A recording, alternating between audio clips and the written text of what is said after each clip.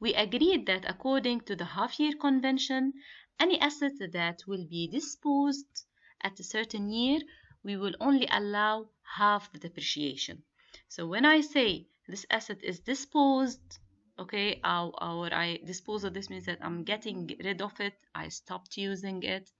So, and at any year when I do disposal, this means that I'm gonna get only half the depreciation. Now, when I dispose a certain asset, will I get a gain or a lose? When we dispose a certain asset, this might give us a gain or a lose. According to what? This is based on the market value of the asset. How much will I get at the market? What will be the sale price? And the current book value. So we have an equation for the gain or the loss at disposal. It is the market value at the same year, okay, minus the book value at the same year end. So when I get a gain, I will treat it as a normal income and I will apply taxes to it, okay? In this case, when I get an income, this means that the market value was greater than the book value. What if the asset was sold for an amount which was greater than the cost basis, the original price that you got from the first place? So this will give me a capital gain, okay? Now let's see an example here. We have this company who sold a piece of equipment during the current tax year for $78,600. So this is what? This is the market value, okay, because we sold it with this amount. This equipment had a cost basis of $190,000. This was the original purchasing price for this equipment, and I sold it for this amount. And the accumulated depreciation was this amount. You see, accumulated depreciation. Here in this exercise, I will not tell you to calculate the accumulated depreciation. It was already calculated for you. If it wasn't, this means that I will have to specify a certain year. Let's say get the accumulated depreciation for the past 3 years. So you'll have to go and get from the table related to the recovery period, you'll have to get the rates for the first 3 years, multiply each year by the cost basis, then add them together in order to get the accumulated depreciation. But here it's calculated. So based on this information, what is the gain or loss on disposal? So what do we have? We know that the market value is $78,600. Book value at the time of the sale, we have to calculate it. I know it is the cost basis minus accumulated depreciation. So the book value is $50,800. So what will be the gain following this rule? Market value minus book value.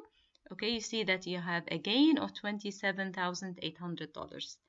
So you will treat it as an income and you will have to apply taxes on this value. Now, here, when I'm talking about taxes, okay, remember that we are still considering the project for investment, okay? And I will tell you, will you take this project for investment? Is it economically justified or not? Now, I used to do the previous calculations and decide which alternative is the best and so on without applying taxes. Now, in this lecture, we're gonna learn how to incorporate taxes and get a decision regarding the investment after paying the taxes. What if this was a very good investment, but once I applied the taxes and calculated the after-tax cash flow, I got the present worth and it was negative. So this means that after taxes, this is a very bad investment and I shouldn't do it. Okay, so this is the objective of studying depreciation, because I need to include it in my calculations regarding taxes and calculate the taxes and assess the project from the economical aspect after the taxes. Is it still a good investment or not? Now, if I want to calculate the after-tax cash flow, should I use the same MAR that I used before applying the taxes? No. We have to adjust the MAR. So we have to use this equation. The after-tax MAR, okay, can be calculated by multiplying the before-tax MAR times 1 minus effective tax, income tax rate. Okay, so this is the before tax MAR, okay, and this is the after tax MAR. What do you expect? Which one is greater, the before tax MAR or the after tax MAR? Let's say here, before applying the taxes, I asked for a MAR of 10%, okay? And the present worth at the 10% was positive, so this was a good investment. After applying the taxes, can I still calculate the present worth at 10%?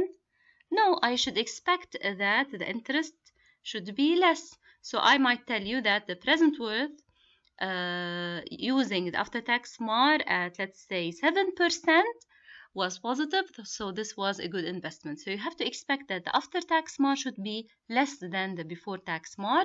I'm gonna use this equation in order to calculate after-tax MAR. It is the before-tax MAR multiplied by 1 minus effective income tax rate, which will be given. The tax has to be given.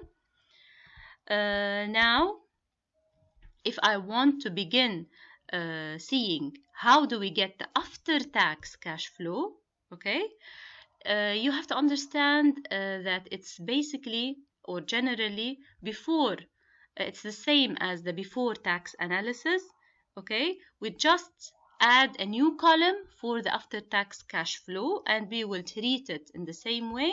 However, we will make the analysis using the after-tax MAR. Now, in order to calculate the after-tax cash flow, we have to know the following. We have to know the revenues. We have to know the expenses. We have to know the depreciation at each year. This is the income tax rate, okay? And this is the tax. So we have two things. We have income tax and we have the tax. First of all, we have to prepare the income tax. Okay, it is my income at which I will apply the tax to it. Then the tax, I will say that the tax, let's say 10%.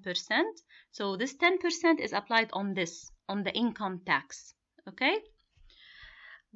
All these things have to be known in order to calculate the after-tax cash flow. How do we do it? First of all, in order to calculate, as I told you, the taxable income, the income at which I will apply the tax to it.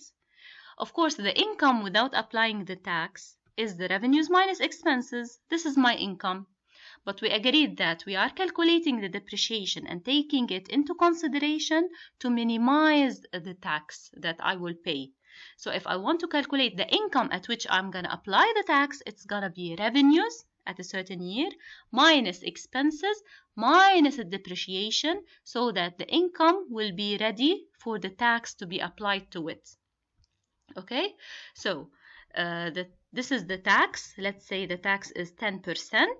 Okay, so I will say 10% multiplied by this. Okay, revenues minus expenses minus depreciation. I will refer to this as income tax. Okay, this one is taxable income, income at which I will apply the tax. This one is the income tax. Then if I want to calculate the after-tax cash flow, it will be the before-tax cash flow plus the income tax that I have calculated. Okay, but in order to do that, my beginning step always is what? The before-tax cash flow, which is revenues minus expenses. Now, these calculations will be represented in a table, okay? So all the questions of depreciation will come in a form of a table. You will have to fill all the numbers in this table. How do I start? First of all, you will have to begin with the years, periods. This project has a life of, let's say, 10 years. So you will have to fill the values from year 0 till year 10. Now, what do we do? My beginning step, as we said, is the before-tax cash flow. This is an ordinary cash flow diagram, the one that we usually draw in our exercises. What do we have at year 0? We have the initial investment. From year 1 till year N, what do we have? Ordinary income, whether it's positive or negative. So here, as if I'm getting the annuity. Didn't I used to say revenues less expenses? This is my annuity. I'm getting annual revenues minus annual expenses. I'm getting the resultant value. If it's positive, then this is something gonna be gained. It's gonna be positive. It's negative, then it's something paid. So here I will put the annuity that I have from year 1 till n, and at year n we will also have to include the market value. So this is what, if you look at it, it's a normal column, okay, as it's similar to the ones that we used to see in our exercises. What do we used to do with it? Get the present worth of this new cash flow diagram. If the present worth, I'm gonna get the present worth of this new cash flow diagram. If the present worth is positive, then this is a very good investment. Go for it. If not, then don't do it. Now, so this is my beginning step. Now, what's the next step? We add a new column. It's column B, related to depreciation deduction. Okay, I will get the depreciation for each period as we did in the previous examples. Okay, we have to specify the cost basis, which is usually the initial investment. Then multiply it by the rate at each year. Okay, from the table you will get the rate at year 1, 2, 3, and so on. Multiplied by the cost basis, you will create a new column for the depreciation deduction. The third column is the taxable income, your income at which you will apply the tax. It is what? It is revenues minus expenses, which is calculated here, minus the depreciation. Okay, so at each row, I'm gonna look at the value that I have at each row. I will say this value minus this value equals to this value. So you can see that this column here, I will refer to it as column C. It is what do I have at column A minus the value in column B. In this way, I will get my taxable income. At the last year, I should get the market value minus the book value to get a gain or loss. Because if I have a gain, then we agreed that this is an income and I will have to apply the tax to it. Here, I will apply the tax. You see, this is the income tax. What do I do with the income tax? This is column D. I will get whatever I get here from column C will be multiplied by the tax. Okay, so any value that I will get here at year 1, let's say, I'll have to multiply it by minus tax. Why minus? Because you have to remember that this is something that you're gonna pay. This is the amount of tax that you will be paying. So that's why I multiplied by negative sign. So in this column, column D, it is column C times minus T.